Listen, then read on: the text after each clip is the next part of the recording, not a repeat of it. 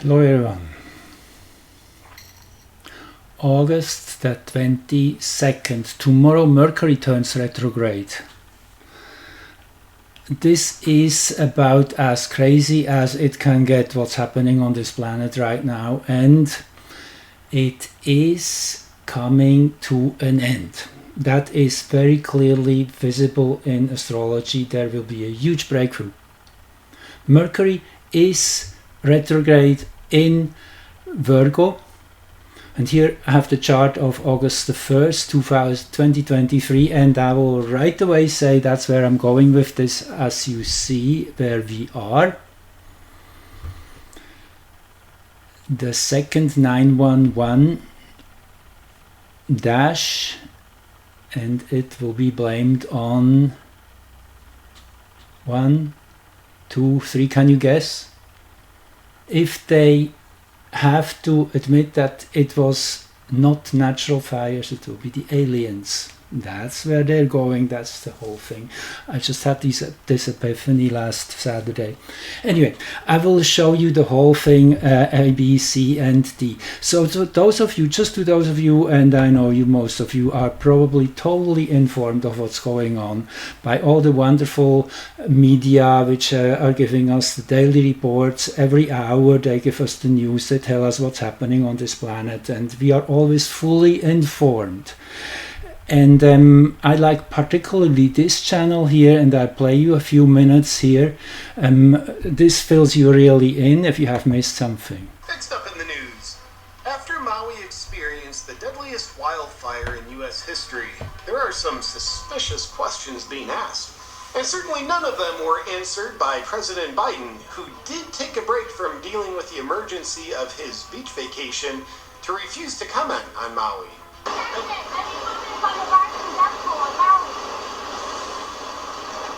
The very youthful Biden is old enough that Hawaii wasn't even a state for the first 17 years of his life, so he may not have gotten the memo that it is part of the U.S. now.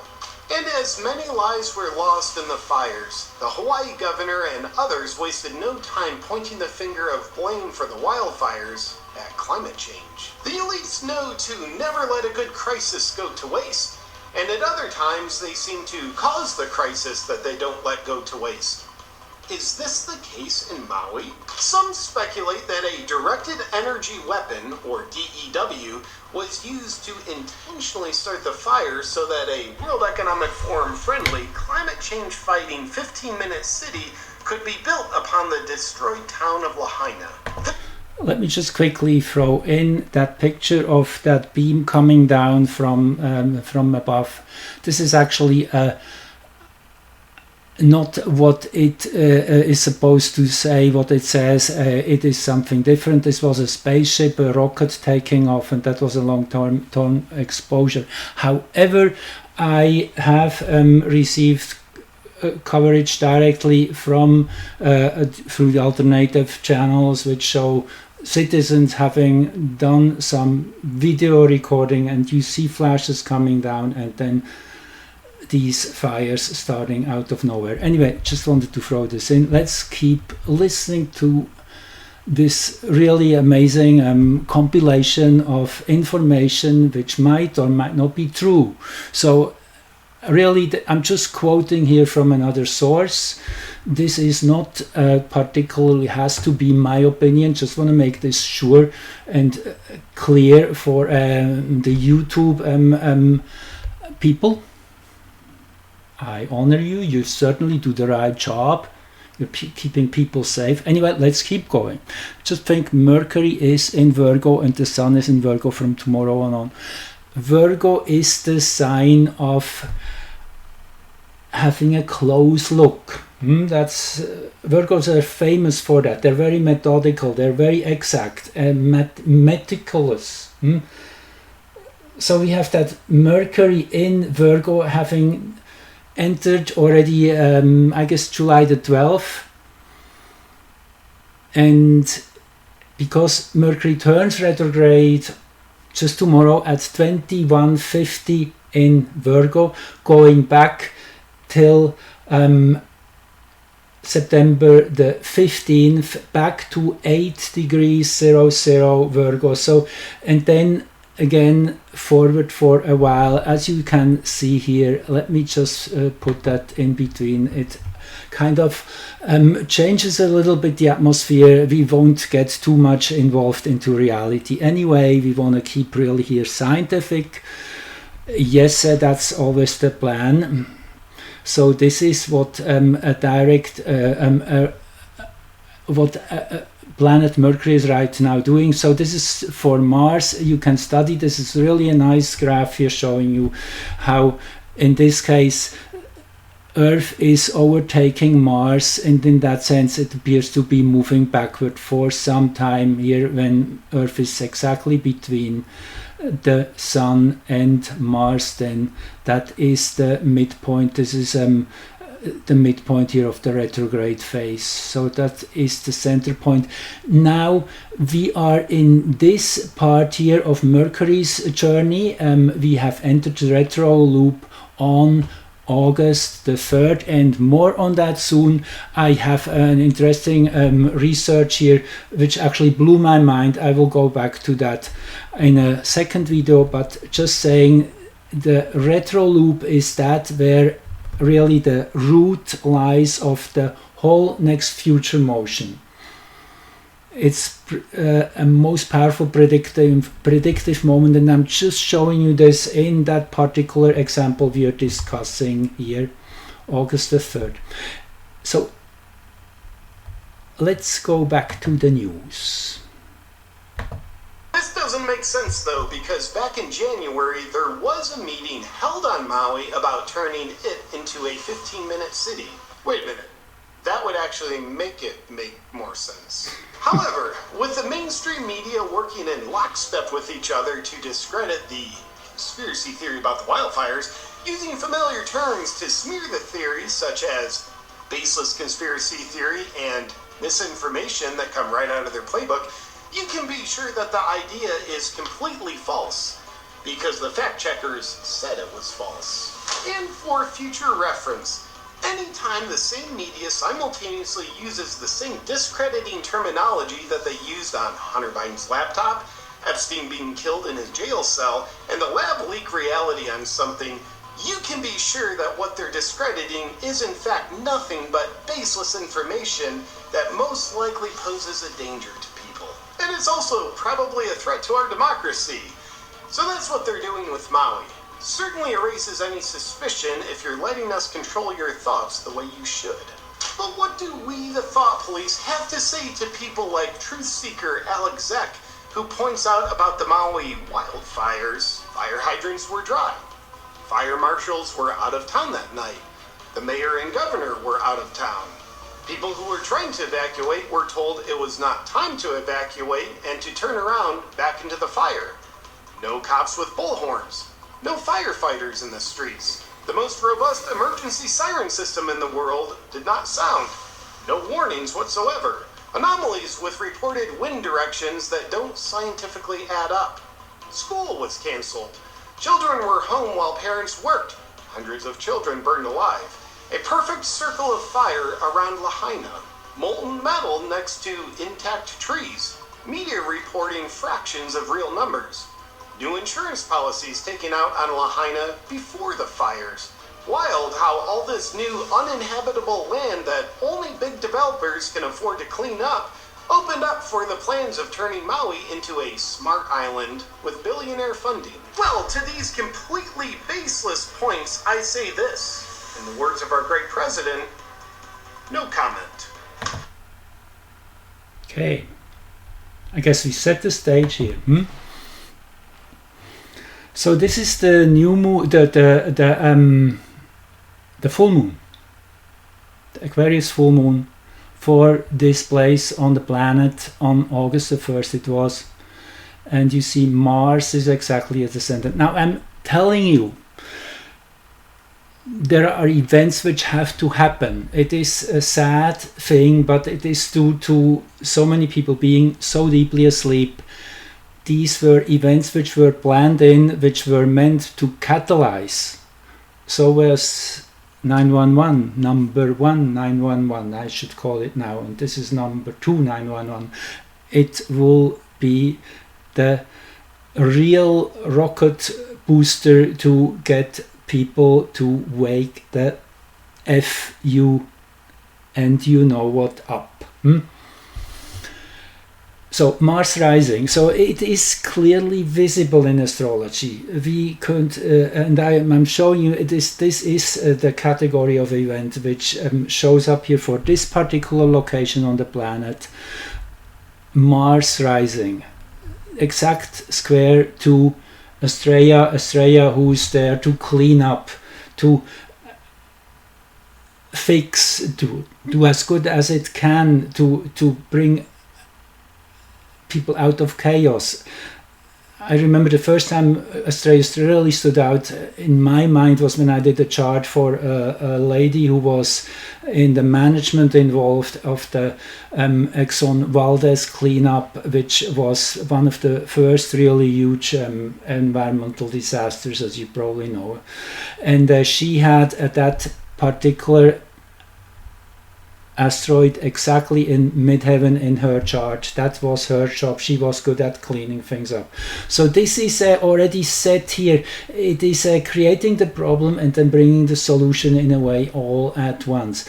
Then we have, let's see, the equatorial ascendant, the equatorial point is with Pallas, so there is this comes in this warlike energy, very strategic, as we have heard from the news, as this was definitely very well planned.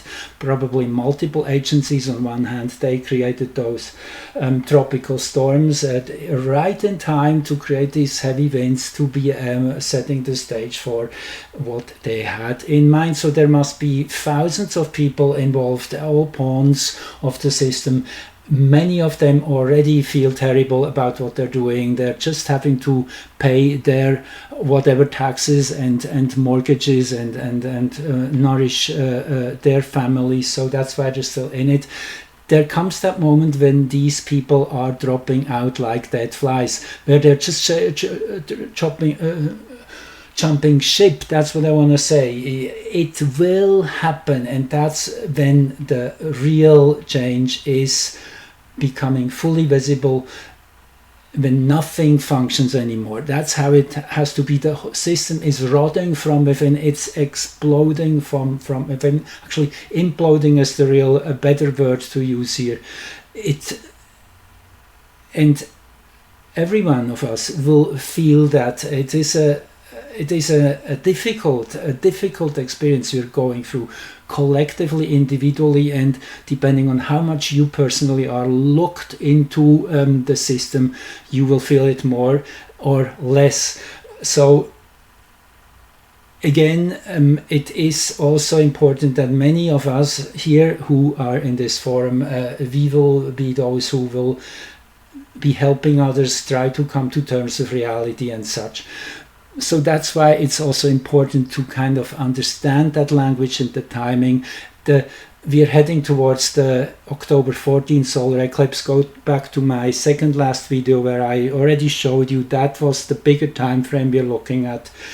That is around the time when the third time Mercury will connect with Pallas, which is that you see, in astrology, you always see both sides at once. You see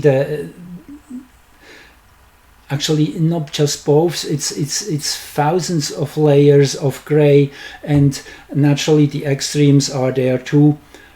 The extreme on one side is how the dark guys, if we want to use this term, even though it's kind of not completely correct, as these people who work for that other force are no more really human. They have been taken over by that virus, by that literally force from not native to this planet, this interdimensional force. Anyway, but these become the pawns, and in that sense we have to look at them as the enemy at first. However, this is again a wrong approach, as I also said earlier. It is really polarity playing out, and in the end we have to see that both sides are playing their part in the bigger overarching story of the awakening. And that brings me back to Bill Wood. I wanted to share that with you. Let me see. That was in 2011 when Bill Wood, who was an insider, a government, a military insider into Project Looking Glass, and he came forward and shared what he knew. And he says here, this is the kind of the center of his testimony. This is an evolution of consciousness that cannot, will not, and no matter what decision or possibilities are injected into the equation, eventually it all resolves down to us all learning the truth. It is the Great Awakening. It is that convergence of all timelines, and we are getting really close. It's like we are really approaching that black hole. We have crossed the event horizon. We are sucked into this corridor, into this tunnel, into this bottleneck, literally, to be reborn into something totally new. I will post that link too. This is an amazing it's actually just an excerpt, 17 minutes. It's kind of shows you the complexity. So again, that full moon prior to that atrocity, vertex conjunct Sedna. Yes, it's getting really dark and going through that painful experience. Sedna went, as you probably know, the story of her being thrown overboard because her father did that overboard of the canoe after he had saved her from that island. As the storm was rolling in, he was in panic, and the only thing he knew to get rid of his daughter, to save his life, and literally with the pedal cutting off the limbs of her fingers as she was holding onto the canoe. That's kind of the energy you're getting in its extreme form naturally. Again, Sedna has many levels of expression, but this is definitely the very dark side which is coming through here in this particular manifestation. Anyway, you get the picture. Let's now see what charts I have lined up here for you. Okay, this was just the night before, evening before, and there was an exact Venus retrograde black moon conjunction. Here they are, and again that's for that particular location. And here you see, first of all, the 22nd degree here of Libra and Aries. That is a powerful degree in many ways. First of all, this is where the eclipse will happen in October 14. So this degree kind of has already a magnetism. Whatever event happens under that magnetism will be linked into that energy.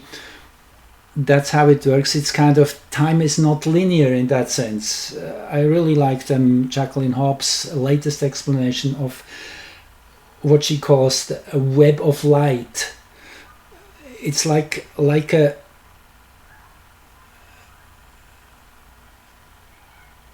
in India, in ancient India, they call it the ocean of time.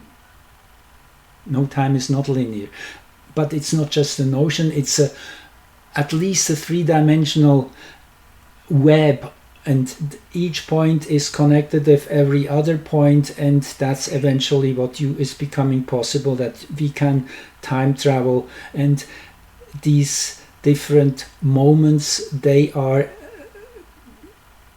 locking into each other and creating a dynamic. Interesting that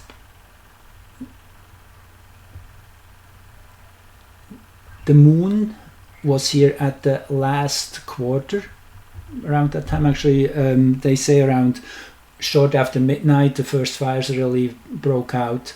That was pretty much the exact time when the moon was squaring the sun, which is a crisis situation as such. That's one of the words Rudyard uses for the last quarter.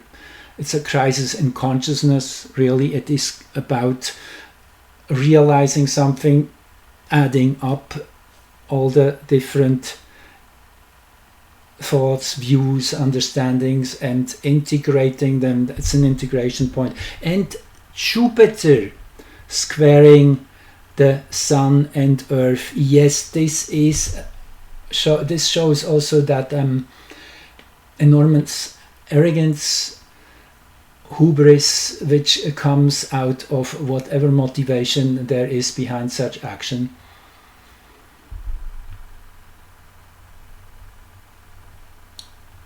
Interesting here too is that Mercury here 1236, you see that was the ascendant here on the full moon chart for that place, 1235. So it's kind of, you could also already think of here trying to find out when these energies get fully activated. You can use this frame as a reference and then see how the planets move within. So you could have seen that yes, Mercury will cross into the first house here, making itself visible after that moment. So it's obvious that things were getting ready silently, quietly in the background so long. Chiron and Aries here at the base of the chart. And as you see, as you know probably, this is a multi-month conjunction. The lunar north node, which is the evolutionary direction, is lined up with Aries. Aries, the goddess of strife and discord, and it is super interesting that the latest strain of that particular thing has been named after Aries, and Aries in that sense is now really inverted. As everything is inverted in this reality, the meaning of Aries has become something really bad, something to be afraid of.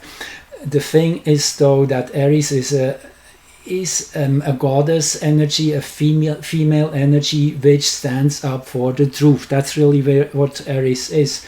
She was there on Mount Olymp, and she felt, you could say, all the underlying disharmony, and she brought it into the open by throwing in the golden apple of discord and challenging the two parties to truly face each other and play it out and bring it on. That's kind of the energy Aries has. Really not that afraid of side effects of having to go through temporary discomfort and suffering.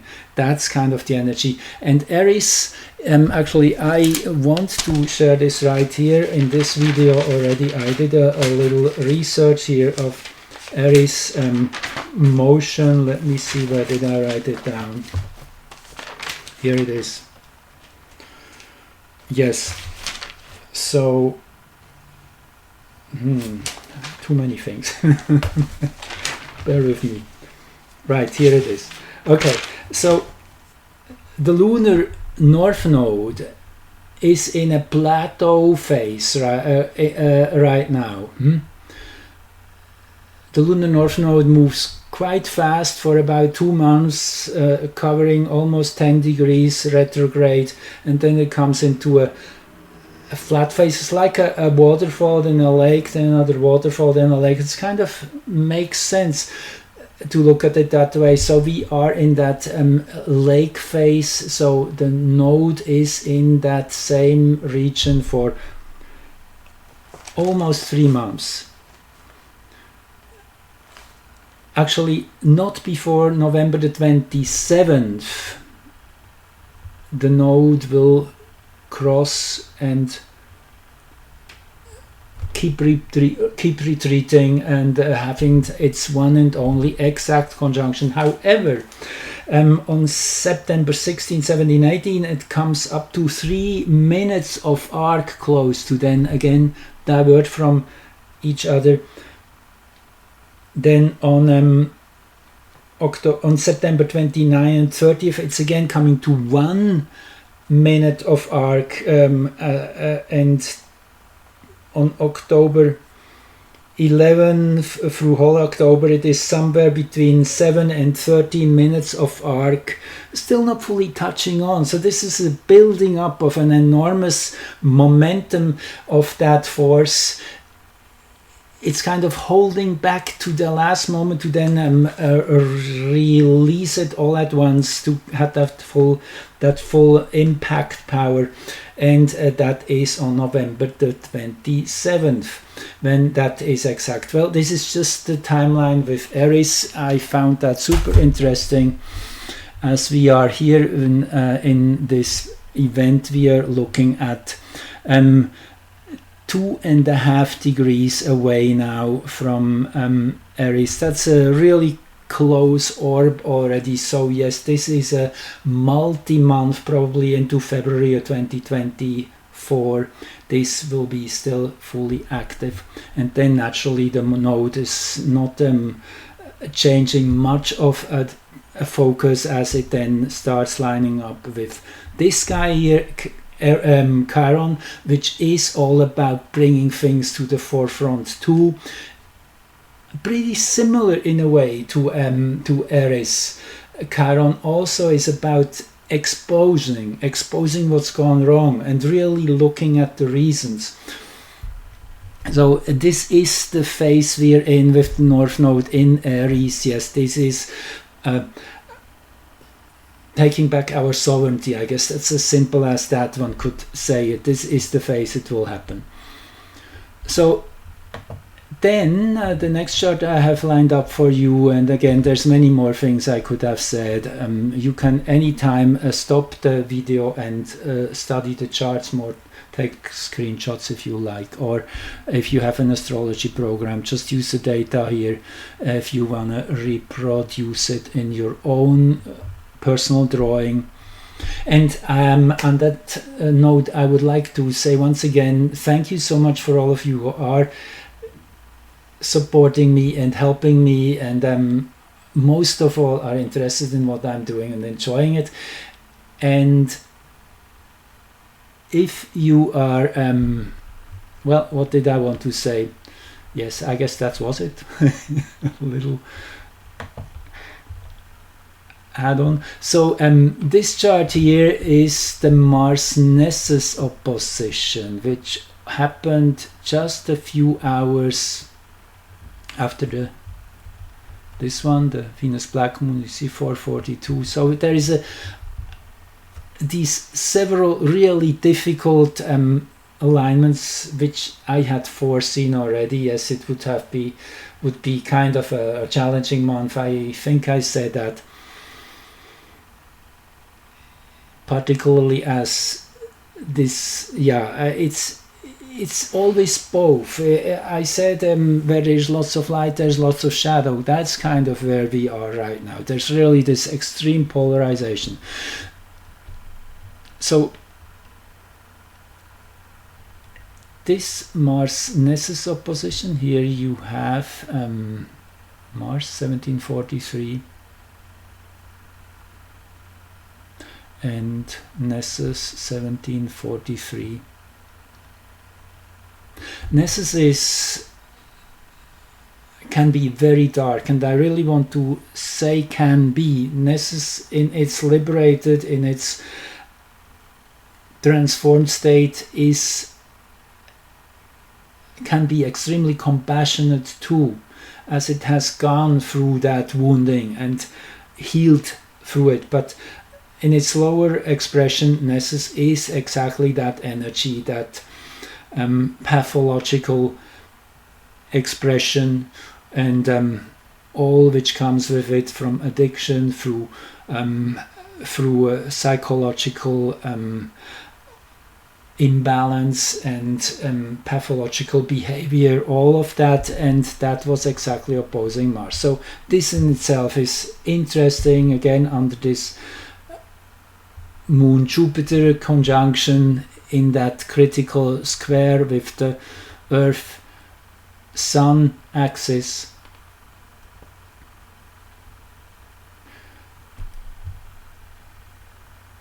And then naturally most of all Uranus here at the 4th house cusp for this location again. And watch out for this axis. This is where Mercury, when Mercury stations tomorrow, this is where the Moon will be. Actually here, sorry, 23, I have it here right now in my next chart. Here you see it. 23, 25, Scorpio. We get to this chart in a moment. In a opposition to Uranus. So this in itself shows you that these next 3 weeks, which this moment here, when that show starts, when that new energy is generated, if you want to say, is born, is set in motion, it's always that first moment. That's what astrology is so much emphasizing. It's the beginnings which matter, where the momentum is released. Yes, the Moon opposing Uranus, it's getting there. The awakening is definitely happening now. We have been really building up to that moment for a long time. Yes, here you see Venus in a perfect square, Venus and the black moon to this mid-heaven, midnight axis, the power axis, the consciousness axis. That's where the centering is taking place in this location. This is the plumb line too. Just astrology has a lot to do also with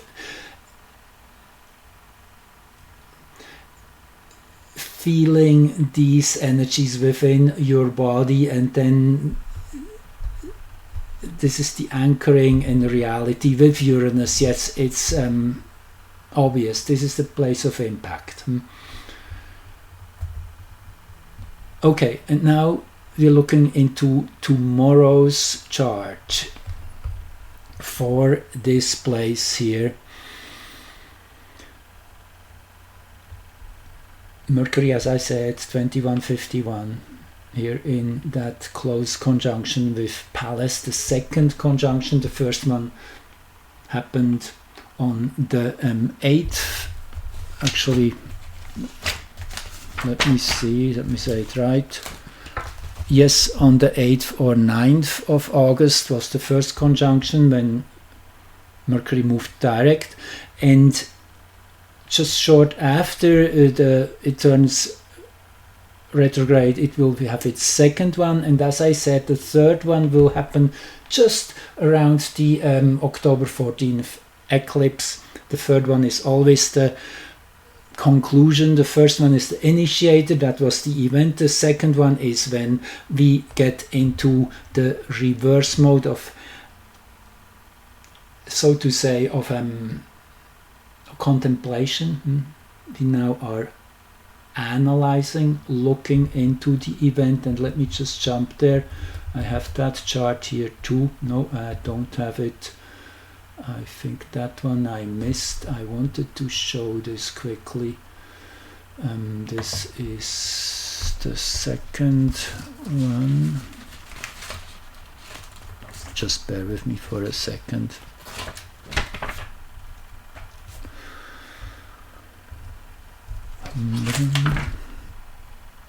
Actually, I could